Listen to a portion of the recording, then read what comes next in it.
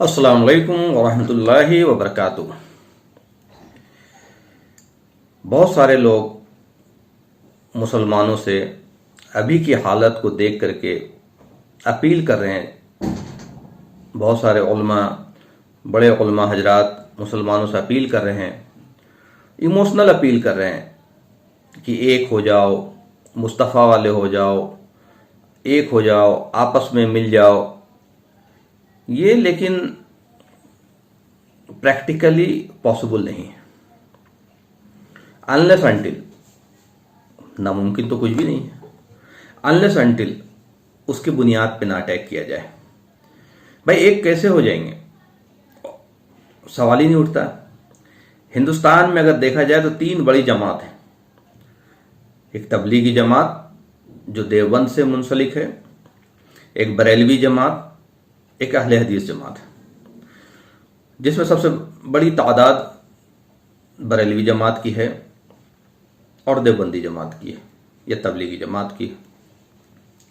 अब ये तीनों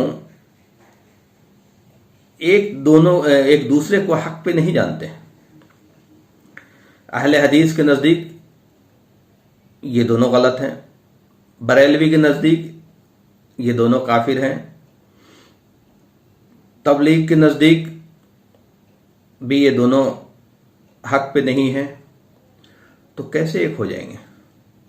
मैं अपने उलमा हजरात जो बड़े अकाबरीन हैं उनसे ये रिक्वेस्ट करना चाहता हूँ कि प्लीज़ वक्त आ गया है, बुनियाद पे अटैक करें। फ़िरके का कोई कंसेप्ट नहीं है इस्लाम में, और बाद में जो चीज़ें हुई हैं जिसको पकड़ करके हम लड़ रहे हैं उसकी भी कोई बुनियाद नहीं है। दीन मोहम्मद सल्लल्लाहु अलैहि वसल्लम और सहाबा रज़ियल्लाहु ताला अन्हु तक है, वहाँ कंप्लीट हो गया। मैंने अपनी पुरानी वीडियो में बताया है, मैं उन सब चीज़ों के डिटेल में नहीं जाऊँगा।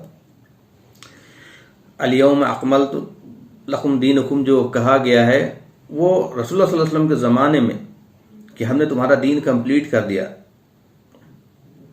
तो ये जब बुनियादी चीज़ों पे हम अटैक नहीं करेंगे, बुनियादी चीज़ों पे जब तक हम डिस्कशन नहीं करेंगे और जब तक हम ये नहीं मानेंगे कि हमारे जमात में भी कुछ खराबी हो सकती है, हमारे जमात में भी, हमारे अंडरस्टैंडिंग में भी कुछ प्रॉब्लम हो सकती है, हमारे तरीके में भी कुछ प्रॉब्लम हो सकती है,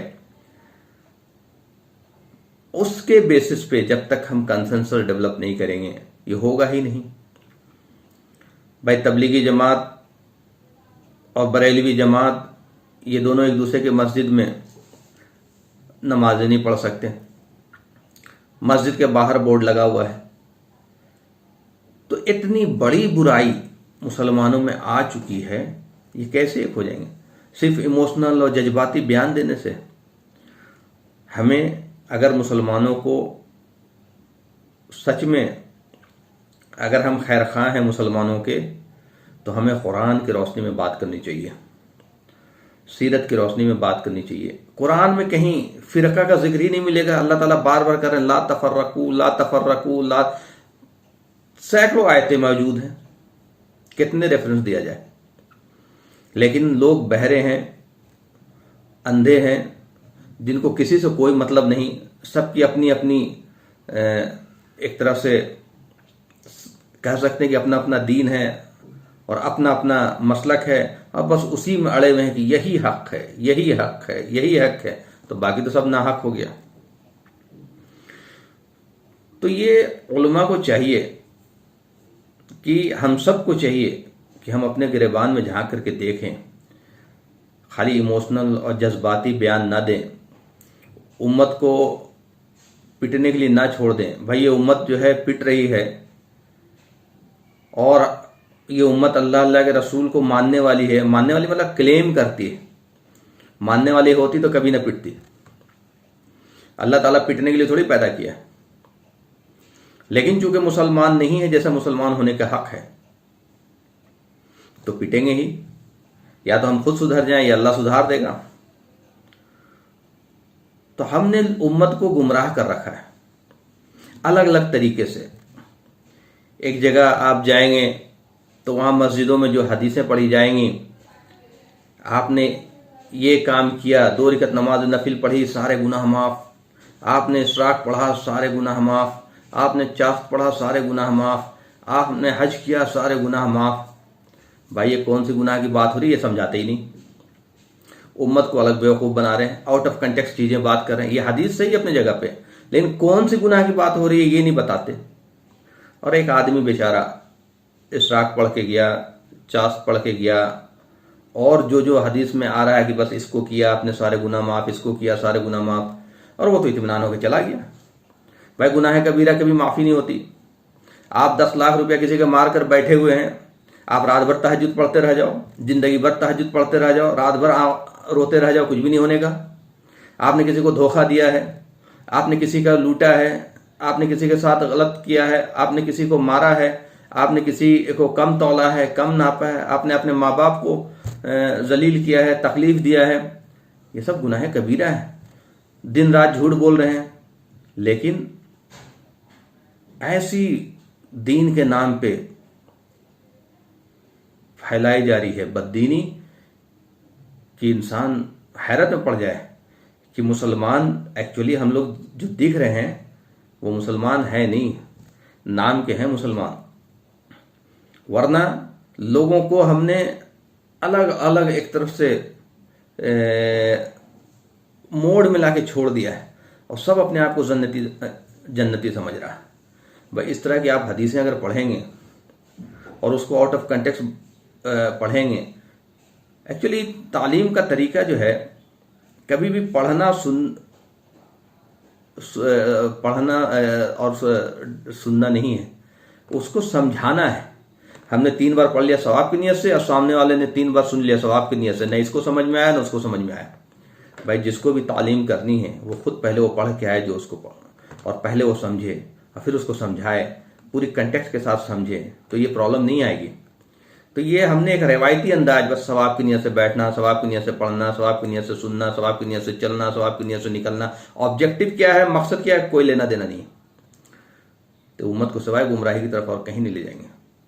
ایک طرف عاشق رسول ہیں، ان سے بڑا کوئی عاشق پیدا ہی نہیں ہوا، ان کو کوئی لینا ہی دینا نہیں کہ رسول اللہ صلی اللہ علیہ وسلم کے حکم کیا ہیں، قرآن کے حکم کیا ہیں۔ عاشق رسول ہیں، عاشق بزرگ ہیں، عاشق مزار ہیں، عاشق پیر ہیں، عاشق یہ ہیں، عاشق وہ ہیں، ان کو یہی لوگ بچا لیں گے۔ اور قرآن میں کلیئر وارننگ کہا جا رہا ہے کہ اللہ کے رسول صلی اللہ علیہ وسلم کو کہا جا رہا ہے کہ آپ بھی کسی کو نہیں بچا سکتے۔ آپ کہیں گے تو وہ سارا ریفرنس میں دے دوں گا، لیکن بہت زیادہ لمبا ویڈیو ہو جائے گا۔ تو یہ کس گمان میں ہے، لوگ شرک کر رہے ہیں، کھلے شرک کر رہے ہیں، اور ان سے بولو کہ بھائی یہ شرک ہے تو کہیں گے نہیں ہم تو عقیدت میں بوسہ لے رہے ہیں۔ ارے کاہے کو لے رہے ہو بھائی بوسہ؟ عقیدت میں بھی تمہیں لینے کو کہا گیا کیا بوسہ؟ یا اس سے کچھ حاصل ہونے والا ہے؟ جو چیز قرآن و سنت میں ہے ہی نہیں وہ تیسری چیز ہے، اور جس نے تمہیں لگایا ہے وہ بھی جہنم میں جائے گا، تم بھی جہنم میں جاؤ گے۔ اپنی جان بچاؤ، لوگوں سے جو باتیں سنتے ہو اس پہ غور و فکر کرو، اس کو اپنے عقیدہ کو قرآن سے چیک کرو، حدیثوں سے چیک کرو، سیرت سے چیک کرو، ورنہ یہ لوگ کہیں گے نہیں چھوڑیں گے، خود بھی پٹیں گے اور ہمیں بھی پٹوائیں گے۔ یہی ہو رہا ہے۔ آپ دیکھ لیجئے دین کا تصور کیا ہو چکا ہے، آپ کو اندازہ لگے گا کہ مسجدوں میں کیا ہو رہا ہے، اسی سے پتہ چلے گا، کیونکہ ہمارا انسٹیٹیوشن مسجد ہے۔ مسجد میں کوئی علمی سطح پہ جس لیول کی بات ہونی چاہیے قرآن سے ہو ہی نہیں رہی ہے۔ سب کوئی نہ کوئی کتاب لے کر کے بیٹھ جا رہا، اس کو پڑھ رہا، پڑھنے والا پڑھ رہا نہ اس کو سمجھ میں آیا، سننے والا سن رہا نہ اس کو سمجھ میں آیا، ثواب کی نیت سے یہ پڑھ رہا، ثواب کی نیت سے وہ سن رہا۔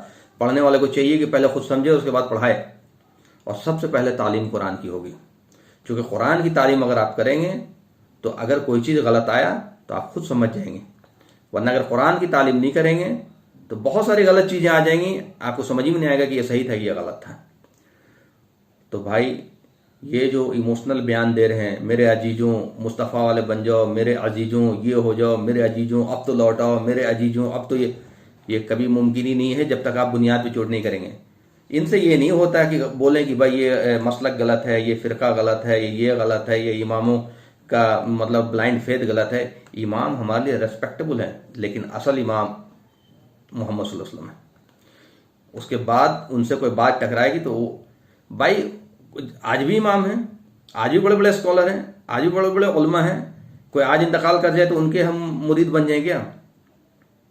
ہمیں تو صرف محمد صلی اللہ علیہ وسلم، اللہ اللہ کے رسول، قرآن میں آتا ہے اطیعوا اللہ و اطیعوا الرسول و اولی الامر منکم فإن تنازعتم فی شیء فردوہ الی اللہ والرسول، لوٹاؤ اللہ اللہ کے رسول کی طرف، اور یہ احسن طریقہ ہے، تمہارے لیے بہترین ہے اگر تم ایمان رکھتے ہو۔ اس کے آگے جو آیت آتی ہے اور لا تفرقوا، اس میں آتا ہے کہ تم تفرقہ مت پیدا کرو، اور اگر تم ایمان رکھتے ہو تو تمہارے لیے یہی بہتر ہے۔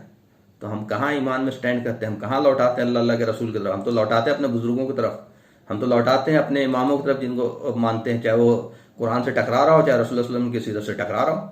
نہیں بھائی، ہم تو یہی کریں گے، ہمارے بزرگوں نے یہ فرمایا، ہم کراس چیک نہیں کریں گے، ہم تو اور گمراہ ہو جائیں گے، قرآن پڑھیں گے تو گمراہ ہو جائیں گے۔